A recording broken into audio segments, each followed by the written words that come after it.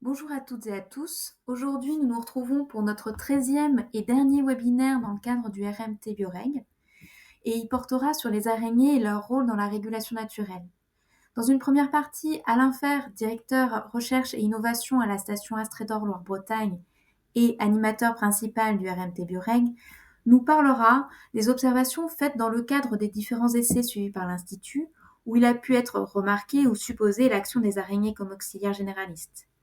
Dans un second temps, Jean-Michel Ricard, responsable biodiversité fonctionnelle au centre Baladran du CETIFL, nous présentera les résultats en verger et notamment ceux d'une thèse de Manon Lefebvre sur la régulation des ravageurs par les araignées.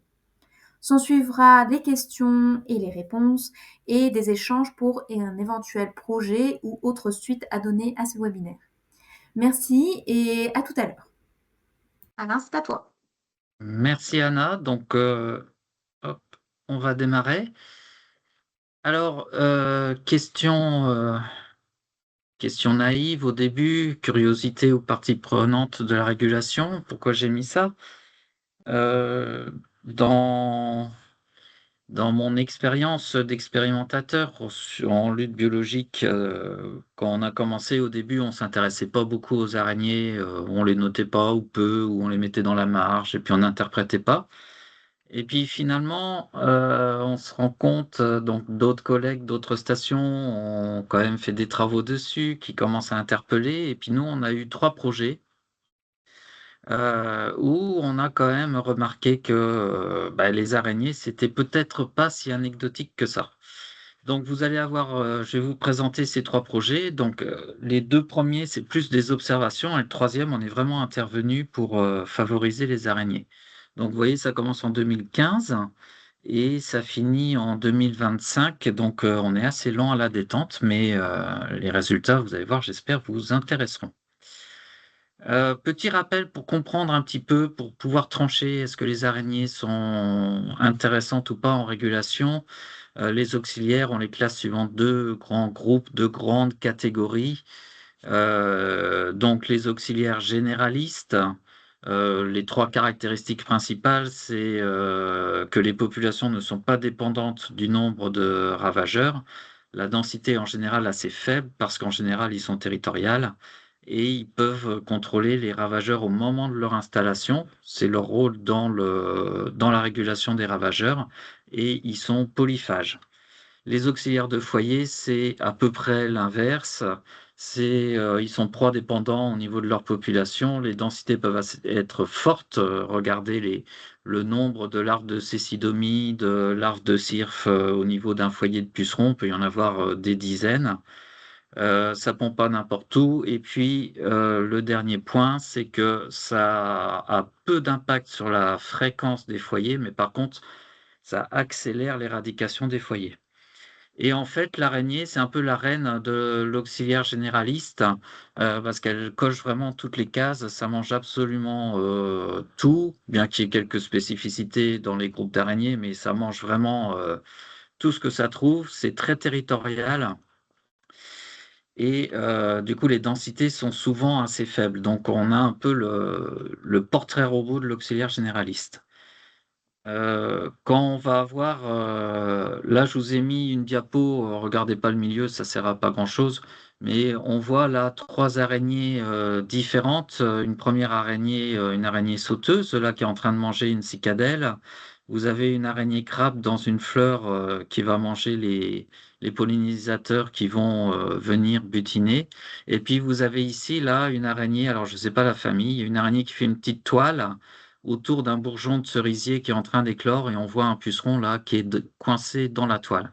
Donc on voit vraiment bah, déjà une diversité de formes des araignées, hein, et puis une diversité de régimes alimentaires. Euh, hop. Alors, sur cet essai sur concombre, donc on est en concombre bio en 2015, donc c'est du jeune plant qu'on a planté en hors-sol dans un tunnel. Et alors, pas tout à fait bio parce que c'est du hors-sol, mais un essai sans traitement, on va dire. Donc, implanté une semaine avant le début des courbes, donc tout est à zéro. Et puis, on a fait les notations. Et ce qu'on va observer, c'est au début des arrivées de pucerons ailés. Donc, on est au printemps, hein. Donc là, on a des vagues de pucerons ailés qui arrivent sur la culture. Et puis, on voit que dès la première date de notation, on en trouve. La deuxième, on n'en trouve pas. La troisième, on en retrouve, on en retrouve. Et puis, ça monte, ça monte, ça monte. On a un vol, on a une pression d'immigration en pucerons qui augmente, qui augmente, qui augmente. Et par contre, ce qui est intéressant, c'est que la courbe rouge qui correspond aux pucerons aptères, c'est-à-dire les pucerons issus des pucerons ailés, ne décolle pas avant le 15 juin. Donc on a de fin avril au 15 juin, un mois et demi, où on voit du puceron ailé, mais on ne voit pas d'installation de colonies. Et par contre, on voit en vert, c'est des courbes d'auxiliaires généralistes. Donc on avait principalement Orius et araignées sauteuses, avec une augmentation des populations, puis une stagnation. Alors cette phase, dans le fonctionnement d'arrivée d'un ravageur de foyer, cette phase 1, c'est un peu la phase de colonisation où les pucerons arrivent, mais tous les pucerons qui arrivent sont bouffés par des auxiliaires généralistes. Donc il n'y a pas d'installation. Il y a une phase 2 où on va avoir, vous voyez que les auxiliaires de foyer, c'est la courbe violette, on commence à avoir des arrivées, mais il n'y a pas de ponte. C'est-à-dire c'est essentiellement des adultes de coccinelle ou de cirque qui viennent voir sur la culture et elles doivent trouver que les foyers sont pas assez grands pour pondre, ça va pas pouvoir nourrir leurs petits et du coup il y a juste de la prospection, mais il n'y a pas de contrôle. Et pendant ce temps-là, bah, les pucerons aptères, eux, ils continuent à monter, ça monte, ça monte. Et nos auxiliaires de généralistes, eux, ils stagnent avec la courbe est en dents de scie, mais on voit que ça stagne, ça n'augmente plus. Donc là, on a un peu une phase 2, c'est une phase d'attente où il se passe pas grand-chose. C'est un peu les auxiliaires généralistes attendent de voir s'ils vont pondre ou pas. Les auxiliaires de foyer, pardon, attendent de voir s'ils vont pondre ou pas. Les auxiliaires généralistes sont un peu débordés par l'arrivée des ravageurs et du coup, on commence à voir les installations de foyer. Et puis une phase 3 où on a les auxiliaires généralistes là qui se mettent à pondre et vous voyez que la courbe elle monte très très vite. Donc ça, c'est toutes les pontes qui sont faites à un moment donné et on a une forte population d'auxiliaires de foyers qui s'installent dans les cultures avec un début de régulation des pucerons aptères. On voit que la courbe monte moins vite et commence à stagner. Donc là, on est sur la troisième phase qui est la phase d'éradication. Alors, sur cette première phase, souvent, quand on fait des essais ou même quand on discute avec des producteurs, on lui dit: «Est-ce que tu as des ravageurs?» Elle va te dire: «Non, moi j'ai une pression faible en puceron, cette année j'ai eu une pression faible». Donc on attribue le fait qu'il n'y ait pas de foyer au fait qu'il n'y a pas de pression en ravageur et ce qui n'est pas le cas. Il peut ne pas y avoir de foyer malgré une forte pression en ravageur, donc les pucerons ailés qui arrivent, c'est ça la pression en ravageur, parce qu'il y a une très forte population d'auxiliaires généralistes qui va réussir à contrôler, tous les ravageurs qui arrivent. Donc l'absence de foyer, ne veut pas dire absence de ravageurs et du coup, il y a un contrôle qui est un peu invisible, qui est pas facile à voir parce qu'il y a pas de foyer, qui est réalisé par ces auxiliaires généralistes. Donc j'ai envie de dire, si une lutte biologique vraiment réussie, idéale, ce serait d'avoir tellement d'auxiliaires généralistes qu'aucun foyer de ravageurs n'arrive sur la culture et on aurait une culture saine, qu'on va dire saine, pendant l'ensemble de la saison. Parce qu'à partir du moment où on a des foyers, on commence à avoir des dégâts. Voilà pour le premier essai, avec, on voit bien ces 3 phases. J'aime bien cet essai parce qu'on a vraiment des données, des données, un peu idéales. C'est un peu un cas d'école sur l'installation des ravageurs de foyer. Alors deuxième essai, essai bio-fruitier. Donc là, on est en pépinière fruitière, en itinéraire bio. Là, vous avez la liste des fruitiers qui étaient dans le test et le but, là, c'était de faire des suivis avec le producteur, hein, pour, des suivis de ravageurs, des suivis de croissance, d'adventices, pour, l'aider, l'orienter, tester des leviers à mettre en place pour réussir à produire en bio. Donc, vous avez ici, vu en maps et vu en photo la parcelle, les 2 parcelles. Donc l'agriculteur, a converti, là où c'est marqué bio, a converti cette parcelle en bio. Donc il a démarré au projet, c'était une prairie. À la fin du projet, la parcelle était, labellisée bio et c'est là qu'a été réalisé l'essai. Et puis un peu plus loin, je ne sais pas si on le voit sur la photo. Si on le voit sur la photo, là à droite, vous voyez, il y a la pépinière bio. Après, il y a une zone enherbée qui correspond à la zone vide là sur Maps. Et puis après, vous voyez au fond, là, il y a du vert qui réapparaît. Donc ça, c'est le côté conventionnel. Donc, nous, on suivait principalement le côté bio, mais on a quand même fait une ou deux notations côté conventionnel. Alors, si on regarde le bilan, hop, pardon, voilà, si on regarde le bilan des IFT chez ce producteur, donc pour rappel, nous, on faisait que les notations, toutes les interventions ont été réalisées par le producteur. Donc, quand on regarde sur l'itinéraire bio, on est à un IFT de 2,4, zéro herbicide, zéro insecticide, et puis 2,4 en IFT biocontrôle, 3 soufres, une huile paraffinique et un kaolin. Et en conventionnel, en IFT Biocontrôle 3, donc on retrouve nos 3 soufres, 3 applications de soufre et une application d'huile paraffinique. Et en insecticide, on va avoir 4,6, donc presque 5, donc 5 applications au total avec 4 matières actives. Donc on a bien l'alternance des matières actives pour que ça marche bien, tout ça, machin.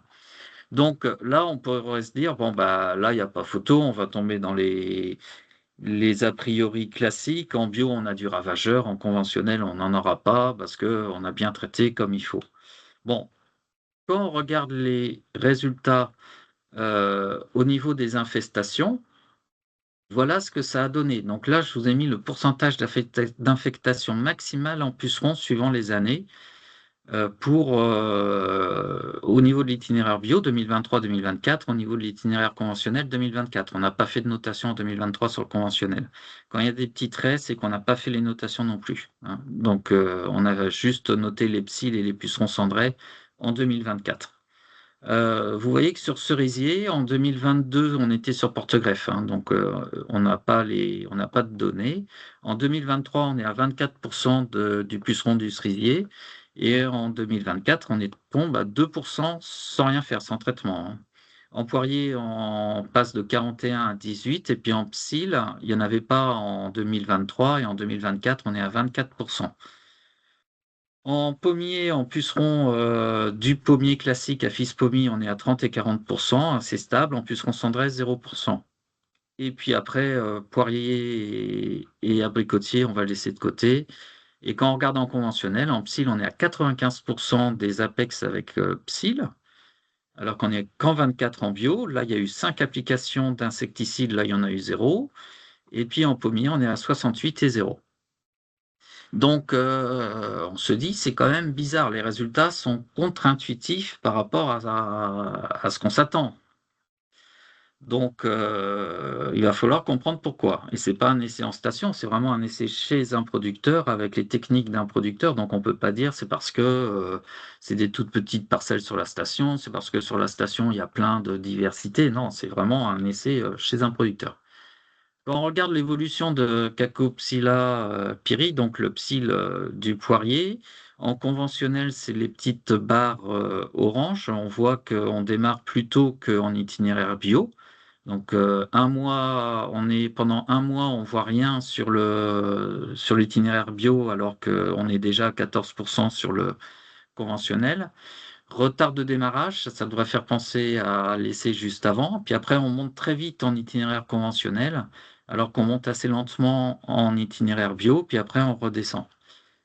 Fin août, on a une recrudescence sur l'itinéraire conventionnel, alors on continue la descente en itinéraire bio. Et puis, si on regarde sur pommier, donc je vous ai dit 0 puisqu'on cendrait pour la partie bio, et alors que en conventionnel, on monte à 68%. En août, il n'y a plus rien parce que le puceron est parti sur sa planteau de secondaire. Donc on voit là des grosses différences. Alors, à quoi ce serait dû? Donc, si on regarde les araignées, si on met les araignées là-dedans, on va se rendre compte que en itinéraire ici bio, on a 71% des poiriers avec araignées. alors qu'on n'en a que 6% en itinéraire conventionnel. Donc là, on a déjà un truc fortement marqué entre les deux itinéraires. Et si on regarde l'évolution des populations d'auxiliaires en général sur les plantes pendant les 3 années d'itinéraire bio, on va voir la première année avec les porte-greffes, avec un greffage qui intervient au milieu de la saison. Donc on voit qu'on a les populations prédominantes en présence, hein, c'est du pourcentage de présence sur Apex. Bah, c'est les araignées, en première année, en deuxième année, en troisième année. Donc le truc qu'on mettait un petit peu à part, bah, finalement, c'est quand même prédominant. Et puis on observe aussi une dynamique assez intéressante, c'est que tous les ans, les 2 bars, c'est l'hiver, hein. On s'arrête, mi-fin septembre et on reprend début avril les notations.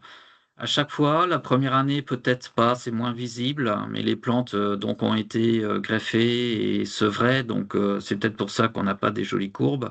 Mais en tout cas, sur les 2 autres années, on a bien une augmentation à chaque fois avec une explosion, enfin une très forte présence à l'automne des araignées sur les apex. Et si on met ça en corrélation avec un cycle du puceron cendré, et ben, on va se rendre compte que, il part sur sa plante hôte secondaire et qu'après il revient sur le pommier et quand est-ce qu'il revient? Il revient en gros à partir du 15 septembre jusque fin octobre sur les pommiers. Avec 2 vagues, les femelles et les mâles et les femelles, parthénogénétiques doivent faire une population de femelles fertiles pour pouvoir avoir des œufs. Donc là, ici, là, quand les pucerons reviennent, ils sont en faible population et là, il y a beaucoup d'araignées. C'est pareil, c'est un schéma un peu similaire avec le concombre, où on a que des pucerons ailés qui arrivent et on a des araignées. Ça veut dire que si on arrive à retirer ici, là, vous voyez, il y a pas de vol. Les vols, ils sont ici et là. Donc là, il y a pas de vol, d'immigration de pucerons ailés sur les cultures au printemps suivant. Donc, si on arrive là à ne pas avoir d'œufs, soit en tuant les ailés, soit en tuant les œufs, ben, on n'a pas de colonie l'année suivante. Donc nous, on avait 0 colonie en bio, donc c'est très certainement qu'on a eu soit destruction des œufs, soit consommation des pucerons ailés quand ils revenaient sur les pommiers. Et à ce moment-là, on avait essentiellement des araignées pour, faire le contrôle. On va voir que du coup, à l'automne, ce qu'il va nous falloir, c'est de l'auxiliaire généraliste uniquement parce qu'il y a pas de foyer de pucerons, tandis qu'au printemps, il va nous falloir de l'auxiliaire de foyer. Alors, on voit bien la complémentarité au niveau de l'impact sur le cycle, la complémentarité entre les 2 types, d'auxiliaires. Donc là, on a un peu trouvé une réponse au niveau du puceron cendré. Bah, c'est on a des très fortes populations d'araignées au moment où le puceron revient, donc à mon avis, tous les ailés se font dégommer et on n'a pas de ponte. Le psylle, on n'a pas la même dynamique, il passe toute l'année sur le poirier, mais ce qu'on peut supposer, alors là, j'ai pas de preuve, mais une hypothèse pourrait être que le psylle passant l'hiver sur les poiriers, et ben, certains groupes d'araignées sont encore actives en hiver quand il fait vraiment des températures fraîches et que ces araignées eh ben, consommeraient les psylles à moitié léthargiques en train d'hiverner sur les plantes et que du coup on a une baisse de la population au printemps et si on a des populations faibles au printemps, ben, on arrivera à des foyers, enfin les foyers vont s'installer plus lentement et l'éradication sera plus rapide. Donc voilà, ça c'est un peu tout ce que j'ai dit, on va pas le reprendre.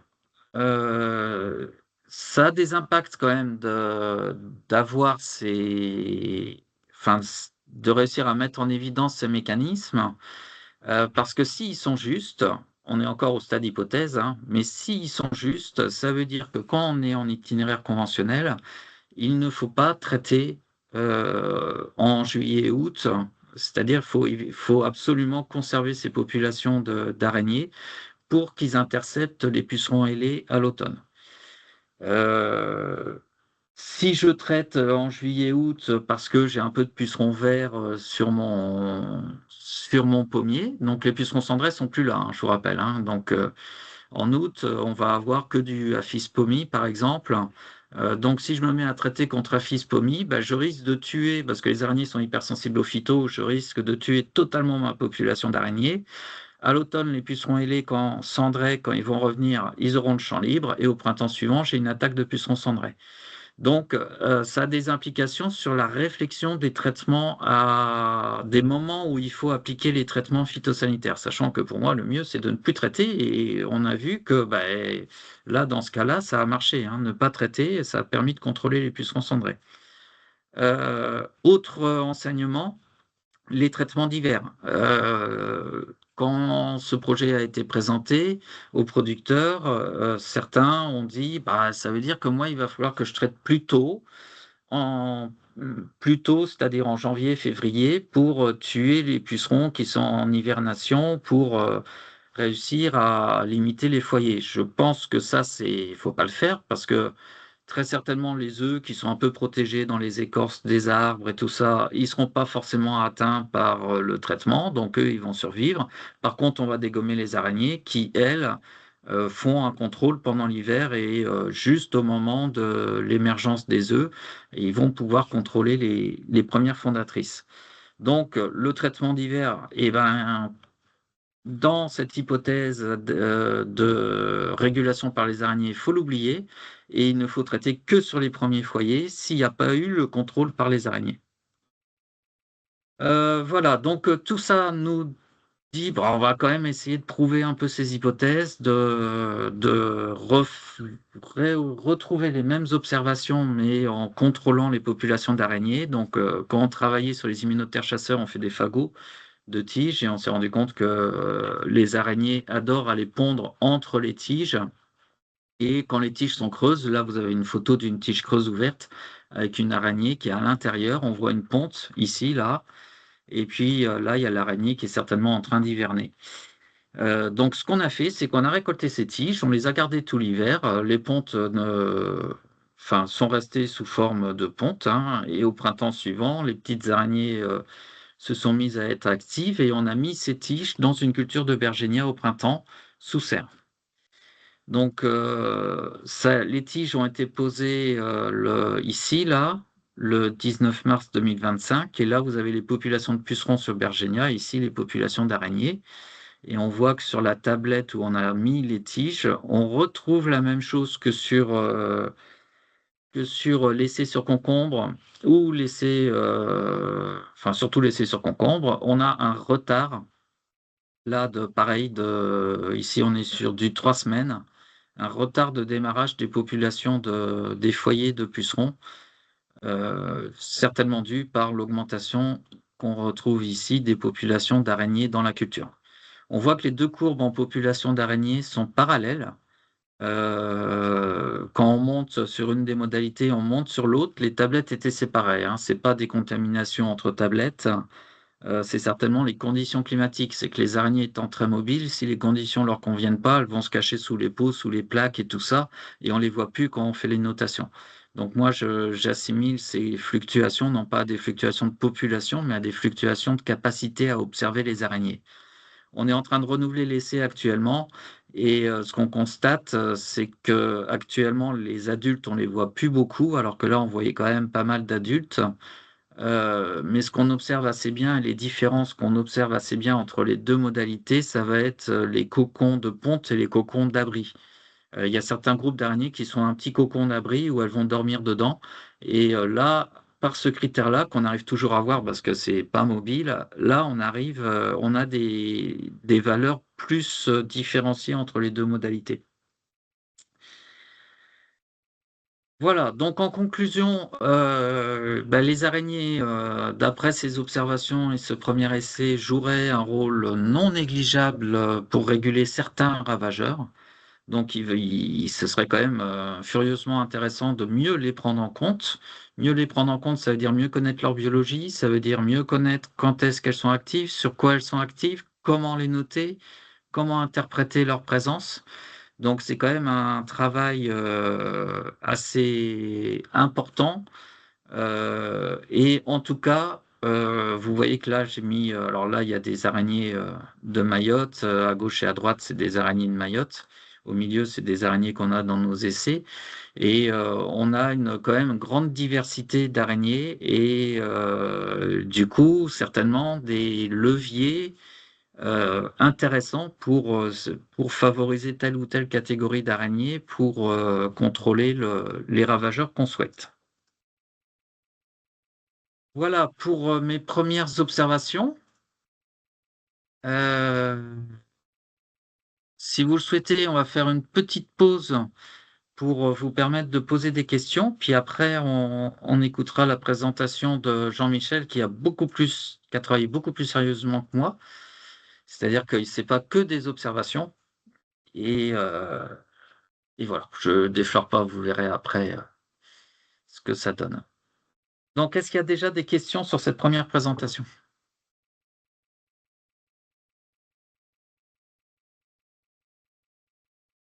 Non, ça n'a pas l'air? Eh ben, écoute, dans ce cas-là, Jean-Michel, je te laisse, prendre la main et démarrer ta présentation. Ok, bon, ben, bonjour tout le monde. Je pense que les questions viendront peut-être après, le temps que les esprits se réveillent aussi. Voilà, donc je vais vous partager ma présentation. Est-ce que là, c'est bon? Ouais, c'est bon. Vous voyez mon diaporama? Donc voilà, donc je vais vous partager quelques travaux, quelques éléments là qu'on a pu faire sur les araignées. Ça a commencé il y a, alors c'est des travaux plutôt anciens. Moi, je continue un peu à observer les araignées dans différents projets, notamment des projets éco-phyto de réduction des intrants phyto et où on regarde la biodiversité fonctionnelle et puis du coup les araignées font partie des groupes observés parce que c'est des indicateurs intéressants en termes de justement d'effet sur de la réduction des intrants phytosanitaires. Après, on avait commencé à observer les araignées, c'était avant les années 2010 presque, c'était même pas moi, d'autres collègues, un peu en verger, progressivement, je pense par curiosité, s'intéresser finalement, en travaillant sur des parcelles conventionnelles, des parcelles bio, à voir des choses et à voir, quel pouvait être leur rôle, en tant que régulateur ou dans le fonctionnement, rôle auxiliaire dans les vergers. Et puis on a eu l'occasion, voilà, de travailler d'une part sur la faune du sol, alors avec, des travaux orientés plutôt carabes et araignées du sol, dans le cadre d'une thèse, et puis surtout une thèse, c'était entre 2014 et 2016, plus spécifiquement sur les araignées, en collaboration avec l'INRAE d'Avignon. Donc une étudiante qui a pu approfondir voilà, certains aspects de leur fonctionnalité en verger de pommier notamment. Donc là, quelques diapos un peu de généralité.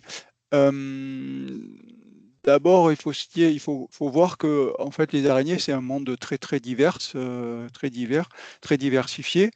Euh, et je dirais qu'en gros, il y a surtout voilà, les araignées de la frondaison, donc aériennes, et puis il y a aussi des araignées qui vont fréquenter les strates herbacées qui sont plus spécifiquement inféodés au niveau du sol. Donc, leur diversité, elle est importante en termes de famille et on estime voilà, à peu près 1500 espèces en France. En verger, les chiffres varient bien sûr hein, selon les vergers, les structures, leur âge, etc. Mais on peut aller jusqu'à quasiment une quarantaine d'espèces. Et chaque famille a aussi un mode de chasse différent. Donc toutes peuvent faire des fils de soie, mais vous allez avoir des araignées qui vont voilà, plutôt chasser à l'affût, comme les araignées crabes, là, les thomididés, ou les salticidés. Voilà, d'autres qui sont en errance, qui courent après leur proie, et puis d'autres qui vont faire plus classiquement des toiles, différents types de toiles. Donc des toiles géométriques, c'est celle qu'on connaît le plus, c'est la famille des aranéidés. Et puis aussi d'autres araignées beaucoup plus petites qui vont faire des toiles qui ressemblent plutôt à des réseaux ou à des nappes. Voilà, les thériidés ou les lignifidés qui sont plutôt dans la partie basse des arbres et surtout sur les plantes herbacées. Donc il y a une complémentarité en termes de niche de ces espèces avec voilà, et du coup une complémentarité aussi liée aux ressources et aux proies qui sont prédatées.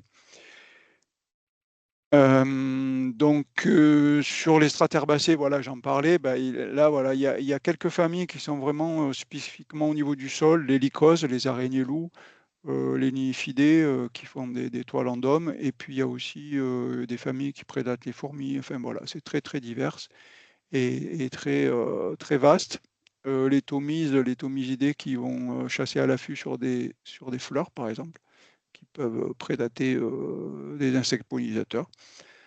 Donc elles sont généralistes et elles peuvent aussi prédater des auxiliaires, on en parlera un petit peu après. Ensuite, pour terminer un peu par rapport à la méthodologie, un peu l'observation, du coup on comprend qu'on peut échantillonner soit au niveau du sol avec des pots barbeurs. Là, quand on piège la faune du sol, on va attraper des araignées qui marchent au niveau du sol ou qui fortuitement celles des araignées de la frondaison qui fortuitement vont passer parfois descendre au sol et puis se retrouver piégées, mais on va capturer, voilà, surtout au niveau du sol, des lycodes, des lignifidés ou des lignophosidés ou quelques familles comme ça.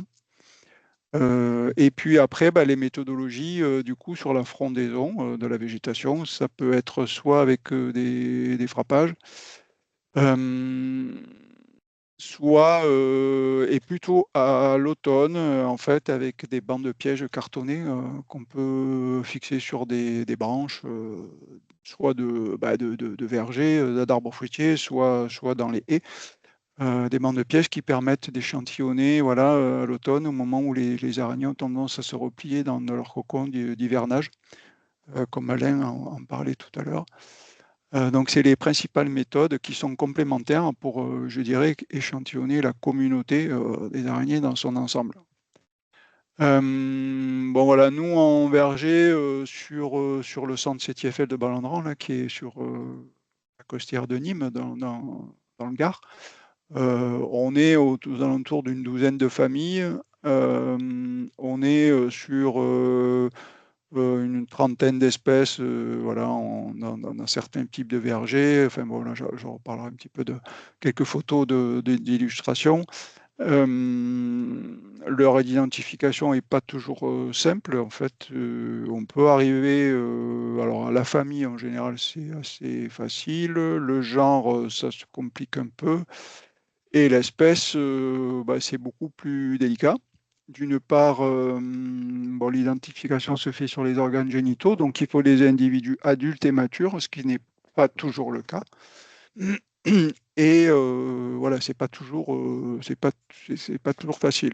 Après, c'est comme toujours, comme partout, dans la plupart des observations de biodive, on finit par connaître quelques espèces surabondantes, etc. Et on arrive quand même à avoir un peu, voilà, quelques espèces qu'on connaît. Mais dès qu'on change de contexte, c'est quand même plus délicat. Donc, on avait travaillé un peu dans le cadre de la thèse là, dont je parlais, on avait travaillé sur quelques espèces d'araignées. On s'était intéressé, et ça rejoint ce que présentait Alain, on s'était intéressé à des araignées de la frondaison, assez fréquentes en verger. Voilà, quatre espèces, hein, et en fait, l'intérêt, c'était, on avait des espèces à la fois diurnes et nocturnes. Et notamment, il y en avait deux espèces qui étaient intéressantes parce qu'elles étaient aussi actives à basse température, la niphénale hein, et les Philodromus. Et notamment, on s'intéressait à leur activité en hiver ou en sortie d'hiver sur le puceron cendré du pommier. Alors, c'est des pommiers, pas en pépinière, mais en verger, quoi.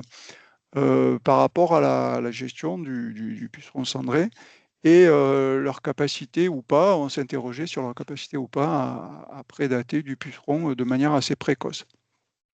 Du coup, on avait fait des tests de consommation. À gauche, en laboratoire, alors sur les quatre espèces là, qui sont identifiées par les quatre couleurs, Donc avec des niveaux de prédation relativement élevés, hein, souvent de l'ordre de plus de 80%. Et associé à ça, on a réalisé aussi des tests en biologie moléculaire pour analyser le contenu stomacal et des amorces spécifiques du puceron cendré pour voilà, voir qu'elles étaient capables de consommer de manière répétitive ces pucerons. Alors ça, c'était sur des échantillonnages en verger. Alors c'est relativement tard dans la saison, pour nous en tout cas, puisque bah, le cycle du puceron, il est quand même déjà bien accompli dans cette période-là. Donc en fait, les analyses moléculaires avaient des individus voilà, prélevés en mai-juin, et en fait, c'était voilà, permettait de montrer que ces araignées-là consommaient du puceron.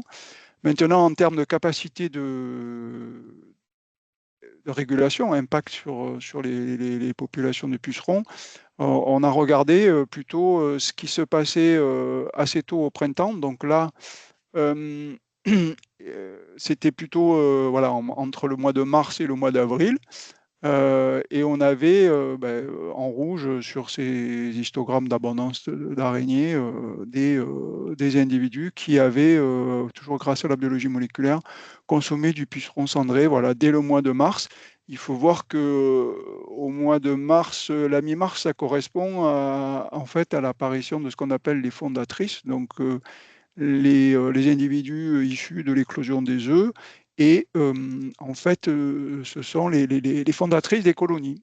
Donc en fait, ce qui nous intéressait, c'était de savoir s'il y avait une prédation par les araignées à ce moment-là, sachant que chaque fondatrice consommée, c'est un foyer en moins potentiel. Voilà, et du coup, un impact sur la régulation tout à fait significatif. Bon, par contre, on n'a pas pu détecter de consommation à l'automne. Au moment du retour des ailés, là, c'est un petit peu ce que l'hypothèse d'Alain. Mais il y a des travaux qui le montrent. Et on avait pu travailler sur pucerons verts du pêcher avec des consommations visibles, par contre, sur ce puceron-là. Alors en termes de potentiel de régulation, on a essayé de regarder aussi les relations qu'il pouvait y avoir entre l'abondance des araignées et la variation du nombre de colonies de pucerons sur des arbres non traités. Et on est arrivé à voir qu'il y avait justement un lien entre les deux, avec surtout en mars-avril, avec une diminution en fait du nombre de colonies de pucerons par arbre quand l'abondance de ces araignées Philodromus augmente à l'échelle des arbres.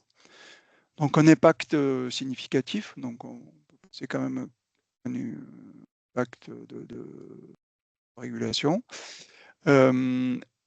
Et ensuite, par contre, ce lien statistique, on va dire, n'était pas visible plus tard en saison, en avril-mai. Donc un impact, une régulation beaucoup moins significative.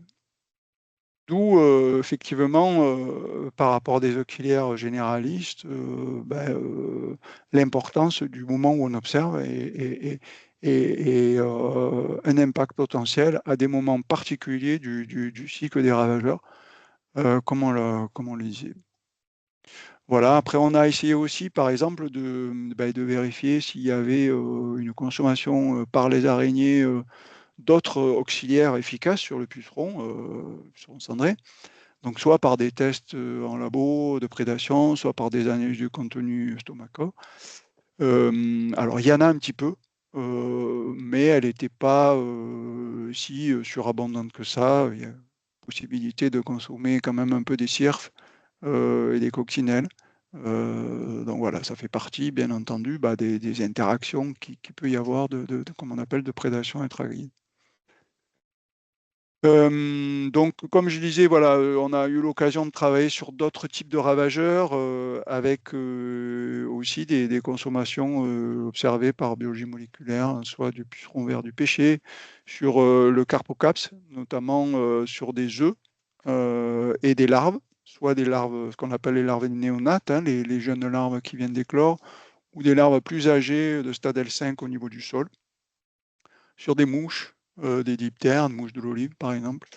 Donc ça, c'est tout à fait possible. Et puis aussi, donc, par rapport aux araignées du sol, des consommations voilà, à certains moments du cycle, à l'automne par exemple, par délicose. Ici, en bas des araignées du sol. Donc ça, c'est pour illustrer, bah, on n'est pas les seuls à travailler sur la problématique. Donc il y a des publications qui montrent bah, l'effet de l'augmentation de la densité des araignées en verger et leur effet sur le psylle du poirier. Donc, ça rejoint un peu les observations là, dont parlait Alain. Ici, en fait, l'auteur a augmenté la densité des araignées avec des bandes de pièges, enfin des pièges, des bandes cartonnées, pardon, qui servaient de refuge et d'abri, et a pu avoir, voilà, montré faire la démonstration, quoi, finalement, du lien qu'il pouvait y avoir entre, bah, effectivement, d'une part, la présence de ces abris et un effet sur la densité de psylles, et puis le lien entre, bah, en fait, la densité d'araignées, de deux espèces d'araignées actives en hiver, et la diminution de la densité des psylles. Donc c'est quand même assez parlant. Et puis aussi des analyses ADN du contenu stomacal des araignées, avec les deux espèces dont je parlais qui sont actives ben, en hiver, à des températures proches de 0 degré. Ces deux espèces qui consommaient, voilà, pour certaines, jusqu'à enfin 73% des individus analysés avaient pu consommer du psylle. On avait fait un peu une manip un peu qui ressemblait un peu à ça. On avait essayé de travailler justement sur l'enrichissement en araignées avec des bandes de pièges en verger de pêcher ici sur le centre CTIFL. On avait en fait utilisé les bandes de pièges pour déplacer en fait les araignées qui étaient piégées qui étaient à l'abri dans ces bandes de pièges. D'une modalité à l'autre, on va dire, dans un verger, on avait pu observer un effet significatif sur le le puceron brun du pêcher en début de saison. Donc, c'était assez intéressant. Bon, ça, c'est en fait, il y a quand même justement, par le même auteur, voilà, des méta-analyses, des travaux un peu plus systématiques qui montre quand même qu'on peut assez bien généraliser l'effet des araignées sur les ravageurs, puisque bon, bah, dans 79% des cas, il y a un effet significatif sur la diminution de densité de ravageurs.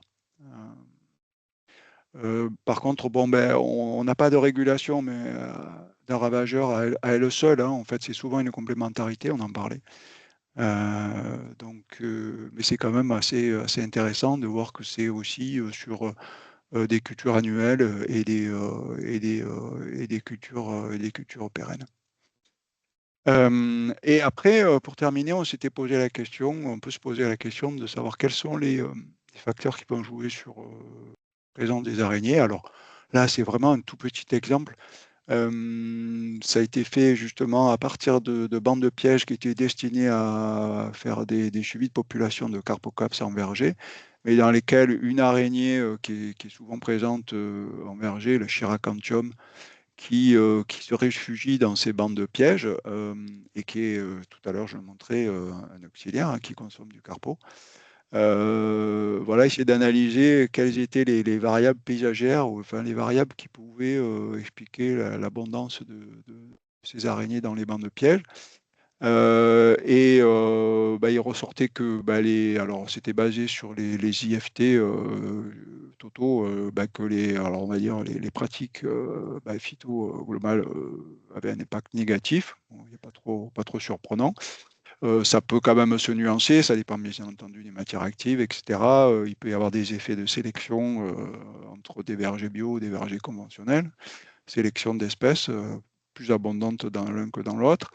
Il y avait un effet de certaines pratiques, par exemple les filets, ce qu'on appelle les filets alt-carpo, c'est-à-dire des filets qui font effet barrière pour le développement du ravageur, là, ont un effet positif sur l'abondance des araignées, c'est-à-dire qu'on en trouvait plus dans les vergers qui étaient protégés par des filets que dans les vergers qui ne l'étaient pas. Probablement parce que ça protégeait les araignées de la prédation par les oiseaux, parce qu'elles ont elles-mêmes aussi des prédateurs. Un effet significatif, voilà, aussi à la fois des haies de bordure. On avait pu, dans le cadre de la thèse, je n'ai pas présenté les résultats, mais on avait fait des marquages avec une protéine, de l'ovalbumine, en pulvérisant la protéine sur la haie, par exemple, et en récupérant les individus, enfin, en faisant des échantillonnages dans le verger qui permettaient d'étudier le déplacement de toute la faune, et les araignées, c'était ciblé sur les araignées. Les araignées étaient retrouvées jusqu'à 50-60 mètres à l'intérieur des parcelles, certaines espèces notamment. Et puis un effet de la présence d'habitats semi-naturels dans un rayon de 150 à 250 mètres autour des parcelles observées. Ça, c'est des choses qui sont aussi décrites dans la littérature, où l'abondance des habitats semi-naturels est quand même un élément favorable à pas mal d'auxiliaires, mais aux araignées aussi, parce qu'elles ont la capacité de se déplacer et sont relativement mobiles, et donc de recoloniser tous les milieux, et bien sûr les milieux cultivés. Voilà. Et puis, dernière petite diapo, justement, je parlais de la sensibilité des araignées à des pratiques. Là, c'est un essai système, mais enfin, là, on peut l'associer à des pratiques phytosanitaires, où on avait regardé l'abondance des individus dans 3 systèmes de vergers de pêcher, des systèmes PFI, production intégrée, en agriculture biologique, et puis en éco 50, c'est en fait un verger à moins de 50% d'intrants phytosanitaires, où on avait échantillonné, alors c'est pas que frappage, c'était à la fois frappage au mois de juin et aussi au mois d'octobre par bande de piège, parler. Et on voit en fait un petit peu un gradient d'abondance, en tout cas entre les trois systèmes, qui sont trois niveaux d'intensification de pratiques phyto, en tout cas. Enfin, c'est pas que les pratiques phyto, mais quand même. C'est assez remarquable plutôt à l'automne, alors qu'au printemps, c'est un peu plus difficile de voir, en tous les cas des différences entre les 3 systèmes. Donc voilà, bien entendu, elles sont sensibles aux pratiques, et il faut aller dans les systèmes avec très peu d'intervention phyto pour voir des abondances importantes. Les densités peuvent être relativement fortes malgré tout. Voilà, je crois que j'ai terminé avec ma présentation. S'il y a des questions, en tout cas, je peux essayer d'y répondre. Et puis surtout, je pense qu'il y a de quoi phosphorer sur comment aborder, même s'il y a des connaissances, comment un petit peu questionner davantage leur impact et leur capacité de régulation, et leur complémentarité par rapport aussi à l'ensemble de la faune. question de Jérôme. Oui, bonjour Jean-Michel, bonjour Alain, vous Oui, m'entendez? faiblement, Je mais oui, t'entends ça pas va. bien, Jérôme. Ah, désolé. Merci pour les présentations. Désolé, la caméra marche pas. Nous, on fait beaucoup de travaux sur les aménagements pour favoriser les auxiliaires dans un contexte de maraîchage. On retrouve beaucoup d'araignées dans les aménagements. Et je me pose la question des familles. Est-ce que pour l'instant, quand je classifie mes auxiliaires en groupes fonctionnels, je mets toutes les araignées ensemble, par manque de compétences, hein, clairement. Est-ce que, Mm. Jean-Michel, toi qui t'y connais plus, est-ce que tu penses que ça vaut le coup d'identifier en particulier certaines familles qui auraient un rôle fonctionnel un peu différent que d'autres? C'est des observations du coup sur des strates herbacées Ouais, ou... plutôt, oui, oui, oui. Ouais, Tu vois, bande ouais, ouais. fleurie ou légumes qui sont plutôt bas, quoi. Eh ben, comment répondre rapidement? Disons que la diversité des proies est très importante, donc c'est sûr qu'on peut les classer dans les auxiliaires et les carnivores et les insectivores, quoi. Mais je pense qu'il faudrait peut-être essayer d'être un peu plus précis par rapport aux familles, puisque comme je montrais, il peut y avoir quand même des familles. Enfin, la prédation, elle est liée aussi à la taille. Enfin, comme assez souvent, il y a quand même un lien entre la taille des individus et la taille des proies, assez souvent, même si elles peuvent, avec les captures sur les toiles, les petites araignées peuvent arriver à consommer des proies plus importantes qu'elles, mais du coup, en tous les cas, moi je connais pas, enfin la guide, la liste des proies de chaque famille ou espèce, elle n'est pas vraiment connue, quoi. Donc, Bah, c'est un peu ça ma question, ça- c'est l'effort à fournir pour identifier, est-ce qu'il est récompensé par ouais, des je vois. renseignements sur le régime alimentaire et le rôle fonctionnel, tu vois, c'est un peu ça. Mhm.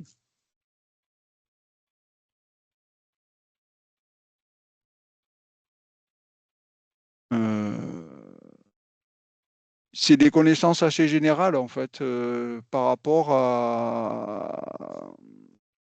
je pense par rapport au type de proie, c'est-à-dire en Mhm. fait, est-ce que c'est plutôt des diptères, des cicadelles, enfin tu vois. Du coup, par contre, si tu cherches vraiment à avoir la connaissance de tel ou tel ravageur, là, à mon avis, il y a pas trop d'éléments, quoi. Ouais, non, mais voilà, donc c'était aussi pour signifier que nous, on en rencontre beaucoup des araignées. En Mm, termes d'auxiliaires, d'effectifs, c'est ouais. c'est des fois au moins la moitié. Mais c'est vrai qu'en Mm, en maraîchage, on n'a pas trop de travaux jusqu'à présent que je connaisse, mm, contrairement ce que vous avez fait notamment en verger, quoi. ouais, Voilà, et juste tant ça c'est sûr. tant que je tiens le micro, c'était aussi vis-à-vis des opilions. Est-ce que nous, on a aussi pas mal d'opilions dans les prélèvements, dans les échantillonnages. Est-ce qu'il y a des travaux, en tout cas au Stiefel ou à l'Estrador, sur les opinions? Strodor, non. Non, non plus. Moi, je les note en fait quand on fait des piégeages au sol, parce qu'ils sont quand même omnivores et ils peuvent consommer euh, du coup d'autres insectes, quoi. Mais j'ai pas vu grand-chose, en tout cas spécifiquement sur les opilions. Euh, un peu mais ma connaissance, ouais, là-dessus, enfin, ça mériterait d'être étudié, quoi, de voir un peu ce qui a été fait, s'il y a eu des travaux là-dessus.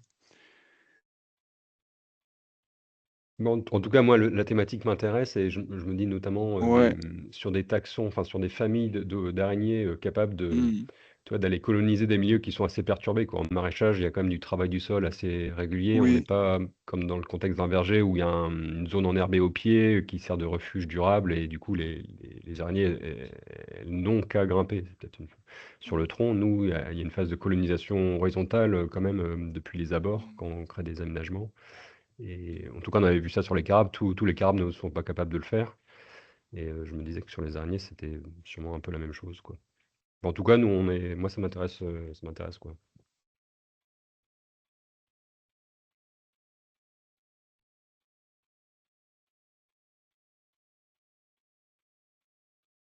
Question de Jody Thénard. Oui, bonjour. Alors moi, non, c'était pas une question, c'était pour rebondir à la question de Monsieur Lambon. Alors moi, je fais de la détermination d'araignées, je suis technicienne INRAE, et c'était pour vous dire que déjà, il y a quelque chose de facile qui peut être fait, c'est de déterminer si vous avez des mâles ou des femelles. Il y a un caractère morphologique qui est très facile, c'est sur les pédipalpes, donc l'avant des araignées, vous avez une petite boule qui est formée chez les mâles. Et en fait, quand vous avez plus de femelles dans une parcelle, c'est qu'en fait une population est établie. Les femelles sont là pour se reproduire et faire des bébés. Les mâles vont être juste là pour trouver des femelles. Donc, quand vous avez une population de femelles qui est implantée, c'est que votre population est plutôt stable. Alors que si vous vous retrouvez avec plus de mâles, c'est que malheureusement, il y a plus de mâles qui sont en recherche de femelles. Si vous les trouvez dans les péribarbeurs, c'est qu'ils cherchent plus les femelles. Et ensuite, dans les maraîchages, vous avez aussi le ballonning.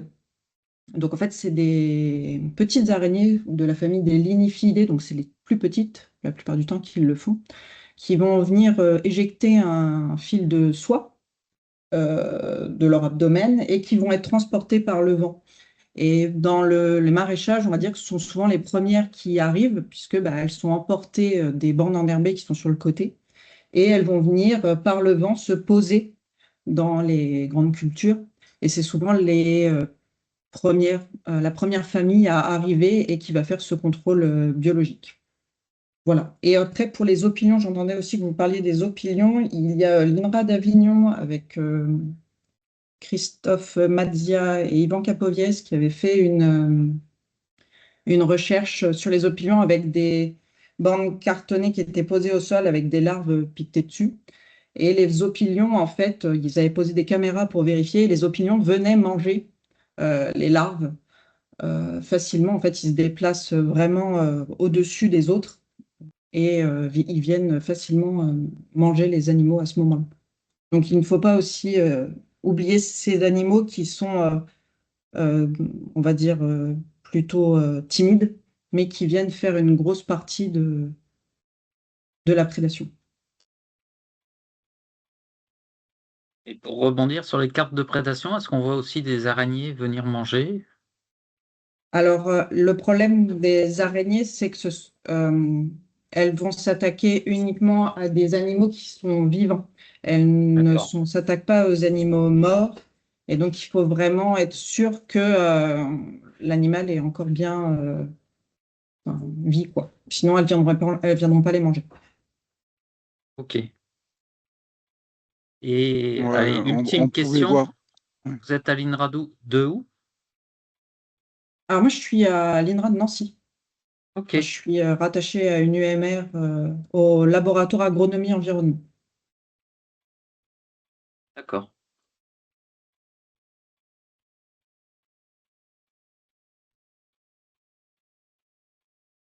Pose ma question peut-être. Vas-y, Céline. Ouais, parce que j'ai vu passer un petit peu vite là l'histoire de la méta-analyse qui avait été faite et qui, donc si j'ai bien compris, ça montrait qu'il y avait un effet de régulation en culture annuelle et pérenne, régulation par les araignées. Et je me demandais du coup si, enfin, faudrait que j'aille voir la source, mais si c'était certaines araignées ou si c'était, voilà, s'il y avait beaucoup d'araignées, on pouvait avoir plus de régulation globalement. Enfin, est-ce que c'était plus précis par rapport à certaines araignées et puis certains ravageurs, ou est-ce que c'était très général? Non, c'était, je pense, enfin je pense, mais c'était général, puisque ça croisait quand même des différents types de cultures, donc différents taxons d'araignées. Ouais, c'est un peu comme dans les Oh, méta-analyses où on va chercher des effets globaux en mélangeant un petit peu, en standardisant et en mélangeant un petit peu un peu les différentes ouais. recherches, quoi. Donc, Mm. euh, j'ai pas tout en tête là, mais ouais, il n'y avait pas nécessairement quelques espèces de ciblés en particulier, quoi. D'accord. Mm. Et puis j'avais une autre question moi, que je m'étais posée quand tu disais que elle mangeait aussi des coccinelles et des cirfes, même s'il n'y en a pas beaucoup. Mais je me Mm. suis dit, bah, bon, une coccinelle, je n'ai plus le chiffre exact en tête, mais ça va manger je sais pas combien de centaines de pucerons potentiellement. Enfin, du coup, un nombre de coccinelles comparé à un nombre de pucerons, par exemple, ça ne veut pas dire grand-chose. Peut-être que ça a Mm. quand même un effet pas Non, non, super sur mais les coccinelles. tout à fait, hein. De toute façon, je pense que ça mériterait largement d'être d'être complété et repris, hein. C'était, euh, tu vois, donc ça, l'effet en cascade, en tout cas, il n'a pas été évalué, hein. Donc, Mm. euh, je pense que On a, le champ de connaissances là-dessus est quand même assez étroit, quoi. Ouais. C'est Mais bon, il y a ça. quand même des bons Mais, résultats sur le PSIL, quoi. On voyait, donc ça, c'est plutôt encourageant. ouais. on a quand même, il y a plusieurs indices qui laissent à penser que les araignées n'ont pas, enfin, une forte proportion d'araignées ne va pas annuler l'effet des auxiliaires de foyer. Non seulement la méta-analyse qui dit dans 79% des cas, on a une amélioration de la régulation. Donc ça veut dire que quand même, en général, c'est plutôt une forte présence a plutôt un effet positif qu'un effet négatif. Et aussi, c'est le moment enfin, la densité d'araignées et le moment d'impact sur la régulation. Les araignées, c'est vraiment un impact précoce. Les coccinelles arrivent plus tard, quand les foyers sont déclarés.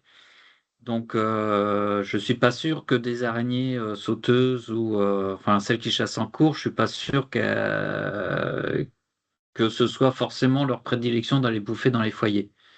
À vérifier, mais quand nous on observe les foyers, on voit rarement une araignée en train de manger les pucerons les uns derrière Mm, les autres.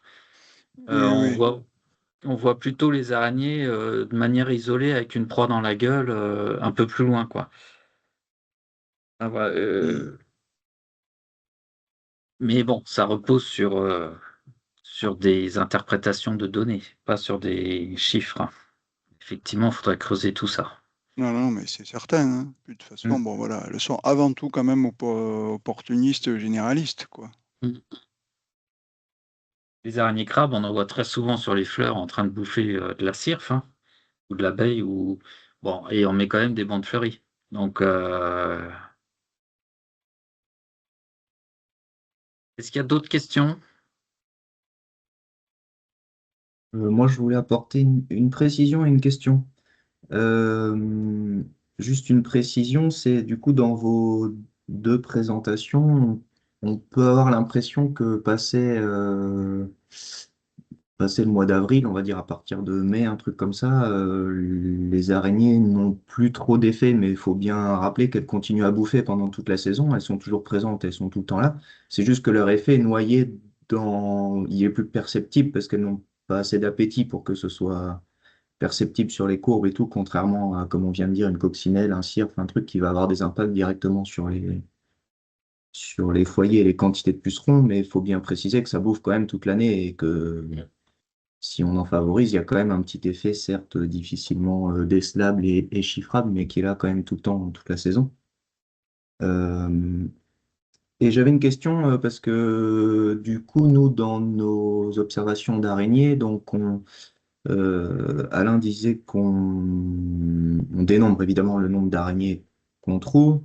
Là, dernièrement, tu as aussi noté du coup les cocons de ponte et d'abri, mais je me posais la question avec toutes les araignées qui sont nocturnes, est-ce qu'on a un autre indicateur du coup on perd de l'info puisque on a beau être motivé par notre boulot, on ne vient pas à la frontale la nuit pour aller compter les araignées. Donc peut-être qu'on passe à côté de certaines infos sur toutes ces araignées nocturnes. Est-ce que, outre les cocons et tout, il y aurait des indicateurs qu'on pourrait, enfin, qui nous révéleraient un peu leur présence et du coup qui permettraient aussi de quantifier à peu près ces araignées qu'on ne voit pas du coup pendant la journée? Bah, tu les vois pas, mais elles peuvent être cachées, du coup. les bandes de pièges dont je parlais, tu retrouves dedans les araignées abritées qui sont des nocturnes, l'Ignaphosidae, les Clubionidae par exemple. Elles sont quand même plutôt nocturnes et on Et les du coup, on peut les retrouvait, trouver là-dedans la nuit, elles vont se on les planquer aussi dans retrouve, ces bancs de on pièges. les Ok, retrouve dans les bandes de pièges, ouais. Ouais. d'accord. Donc, le matin, quoi, faudrait les ouvrir et puis voir ce qu'il y a. Bah, nous, Ça. quand on échantillonne les bandes pièges qu'on récupère, oui, dans la matinée, mais enfin bon, en fait, si c'est des récupérations de bandes pièges, par exemple au mois d'octobre, là, oui, comme elles font quand même, bon, selon les températures, hein, effectivement aussi, elles peuvent être réfugiées dans ces bandes et on peut les retrouver. Voilà. Après, D'accord. comme autre indicateur, je sais pas, on pourrait, mais il faudrait pas trop qu'il y ait de perturbations. Et puis, tout dépend si on est sur enfin, même sur la strate aérienne, bah, sur certaines familles, les réseaux de toile peuvent être aussi des indicateurs indirects, Ah oui. par exemple. Mais c'est pas la population en tout cas, mais ça peut être un indicateur indirect. Mais c'est plus délicat quand même, parce que d'abord, c'est pas facile à observer. On peut se balader avec un petit pulvérisateur à eau pour Ouais. essayer de faire apparaître l'étoile, ou alors par un beau temps brouillard, un beau matin d'automne. Oui, c'est ça, comme Mais sur la photo d'Alain, là, avec la rosée, en fait, on en voit beaucoup, c'est assez ah oui, facile à oui, mais dénombrer. quand tu regardes ça, tu vois que les densités, elles sont énormes en fait. Hmm. Elles peuvent, sur les strates herbacées, dans les milieux peu perturbés et de manière générale. Euh, Voilà, mais je J'avais pense pas que pensé aux c'est toiles, oui, comme c'est vrai, pour, effectivement. c'est un groupe quand même immense, donc du coup, c'est la complémentarité un peu des approches qui peut permettre d'avoir une bonne estimation de la communauté, quoi. D'accord. Et au niveau de la strate herbacée, juste, ouais, voilà, sur cette photo-là, il y en a quasiment, enfin, il y en a plus d'un par plan, plus d'une Mhm. toile par plan. Euh, ouais, c'est un bon moment pour aller noter et dénombrer Mhm. tout ça. Justement, sur la strate herbacée, est-ce qu'il y a eu est-ce qu'on a des idées enfin, est-ce que juste laisser pousser du spontané ou de la bande fleurie ou je sais pas quoi, ça suffit? Ou est-ce qu'il a déjà été montré que certains mélanges ou certaines espèces sont un peu plus propices ou pas pour les favoriser dans la strate basse, justement? Est-ce qu'il suffit juste d'avoir de l'herbe ou certaines espèces sont plus ou moins favorables? Mhm. Bah, j'ai pas toute la biblio en tête, hein, mais disons que déjà le fait d'avoir une strate développée, d'avoir une complexité de structure, c'est quand même assez favorable, ça je sais. Euh, Voilà, après la diversité de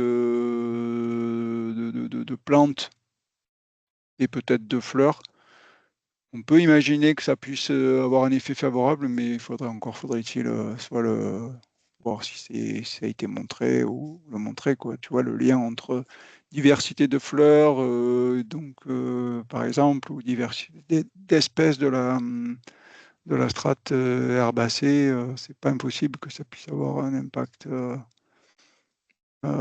Sur l'abondance ou la diversité Ouais. des espèces d'araignées. Oui, oui, Euh, certains. Ouais. Un tout petit élément de réponse avec, on avait eu un projet Casar Muscari, là, où on avait travaillé des bandes fleuries dans un verger. hmm, Et en fait, on s'était rendu compte, on avait différents mélanges fleuris au pied des pommiers, dont de la flore spontanée. Et ce qui était apparu, c'est qu'on avait une colonisation différente dans les arbres. C'était pas tant lié à la composition du mélange qu'à la hauteur du mélange. Et ce qu'il apparaissait, c'est que les mélanges qui étaient les plus hauts, on avait plus d'araignées dans les pommiers et on avait moins de pucerons. D'accord. Enfin, ça rejoint tout à fait ce que vous disiez, Alain et Jean-Michel, c'est que notre hypothèse, c'était que c'était plus la structure végétale qui avait favorisé la colonisation des pommiers par les araignées. Et une fois qu'elles s'étaient installées, elles avaient gêné euh, les premiers, enfin, l'installation, la colonisation des pommiers. Et du coup, là où il y avait moins de pucerons, il y avait aussi moins de coccinelles. Enfin, du coup, on retrouvait clairement la relation proie-prédateur. Mais du coup, tout ça, ça passait par les araignées et c'était pas directement une relation entre les coccinelles et le mélange fleuri, quoi. Alors, on a quand même dans nos travaux, dans le dernier webinaire du RMT, il y a quelques jours, C'était il y a 10 jours environ, sur les haies. Je ne sais pas si vous étiez présents, mais ils ont mis des tentes malaises, ils ont récolté les bestioles, ils ont identifié. Et ils ont identifié 4 groupes d'insectes, canthaриdes, cirphes, je ne sais plus qui encore. Et en fait, j'aurais posé la question en leur disant: «Mais est-ce que vous avez aussi récolté des araignées?» Et ils m'ont dit oui, qu'ils avaient récolté des araignées, mais qu'ils n'avaient pas compté, pas identifié et qu'ils n'avaient pas, voilà, c'était un groupe qui est laissé à part. Donc ça veut dire que parce que là, on aurait pu savoir si la recolonisation de la parcelle par les haies était effective ou pas, c'était en grande culture. On a des indices qui pourraient le montrer, avec le ballooning ou des choses comme ça, où les araignées pourraient aller quand même assez loin dans les parcelles pour, recoloniser les cultures, au printemps. Et ça veut dire qu'on n'a pas le réflexe, en fait, quand on va faire nos travaux sur la lutte bio, quels que soient les travaux, que ce soit directement en observation dans les cultures ou bien, sur les IAE, on n'a pas forcément le réflexe de prendre en compte, les araignées ou d'autres groupes d'insectes. On va dire: «Bon, bah, voilà, on les met un peu de côté parce que, c'est souvent à faible densité, on considère pas que c'est important». Donc c'est peut-être c'est bête, enfin, ça coûte plus d'argent d'analyser ces données-là, mais c'est peut-être bête de se priver de ces informations. Là, peut-être qu'on aurait vu dans ce projet-là, alors les pots, ils sont toujours là, hein, ils pourront être analysés peut-être plus tard, mais c'est peut-être bête de se priver de cette information, et peut-être qu'on aurait pu montrer une corrélation entre le non-démarrage de colonies de pucerons et une forte présence d'araignées. Eh ben, merci à tous, merci pour les contacts. Merci pour vos Merci. observations. Céline est encore en train d'écrire. Merci à vous. Merci Et puis à tout le monde. on se tient au courant pour la suite.